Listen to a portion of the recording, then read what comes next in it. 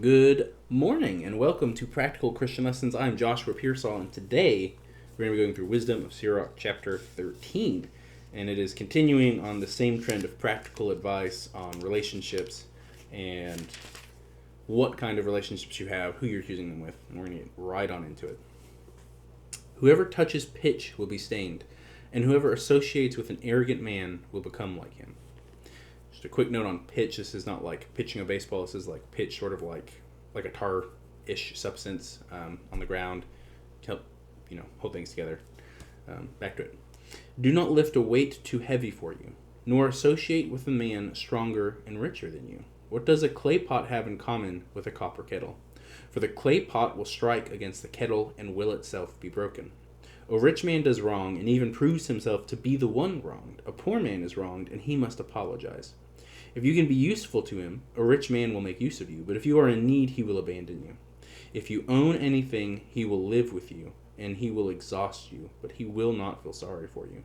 When he needs you, he will deceive you and smile at you, and he will give you hope and say good things to you. He will even say, "What do you need?" He will shame you with his foods until he exhausts you 2 or 3 times. Then at last he will mock you. If he should see you after this, he will forsake you and shake his head over you. Take heed, lest you be led astray and be humiliated in your folly. When a ruler invites you, be slow to accept, and he will invite you more often. Do not press upon him, lest you be rejected, but do not withdraw at a distance, lest you be forgotten. Do not intend to speak to him as an equal, and do not trust his abundance of words, for he will test you with a lot of talk. And while he is smiling, he will scrutinize you. He who does not guard your words is unmerciful, and he will not hesitate to harm or imprison you. Keep your words to yourself and be very careful, for you are walking near your own fall. Every creature loves its like, and every man his neighbor.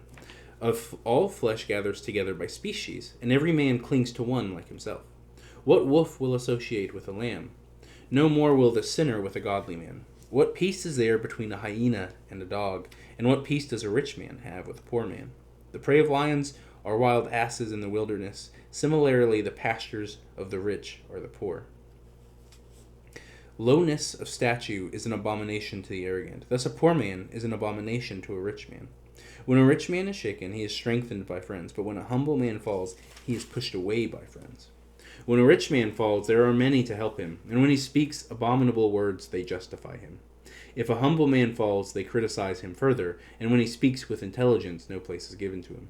When a rich man speaks, everyone is silent, and they exalt his word to the clouds. A poor man speaks, and they say, "Who is this man?" And if he stumbles, they push him down even further. Wealth in which there is no sin is good, but poverty is evil in the mouth of an ungodly man. The heart of a man changes the expression of his face, either for good or for evil. The mark of a heart filled with goodness is a cheerful face, but the invention of proverbs requires laborious reasoning. And that is Wisdom of Sirach, chapter 13.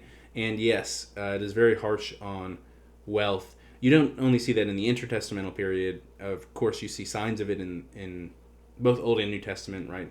It is easier to get for a camel to get through the eye of a needle, as the famous joke Jesus put forth was. And in the early church, quite a few church fathers write on the same idea as well. And it's tied up in this idea that absolute wealth corrupts absolutely. You hear that about power as well. But money absolutely has influence. You cannot serve both money and the Lord. Important, but even though it's only a small part in here, wealth in which there is no sin is good. So the writer here isn't just saying that all wealth is bad, that all people who have wealth can't be trusted. Wealth is a blessing from the Lord. We see great figures in the scriptures, both Old and New Testament, who are wealthy, who have a lot of wealth, who have a lot of gifts, who have been blessed by the Lord in this way. And the way they use them is what to look at. That is the sign of whether they're godly or sinful, right? Are you like Solomon, where Solomon starts off well, but then quickly money, his wives, and their idols and their false deities start to get to him, and he starts to build a warlord's army and to spend money. He makes his own extremely extravagant house, more extravagant than the temple, on and on. Or are you more like Priscilla, right? She's a maker of purple cloth. In the Roman world, that's a sign that you're quite wealthy. Purple cloth was super expensive. That was the imperial garb. The only people buying purple cloth are very wealthy people. And she's using her money to help the church. She's part of a house church. She's helping the apostles. She's helping the missions. She's helping the poor. Right, on and on.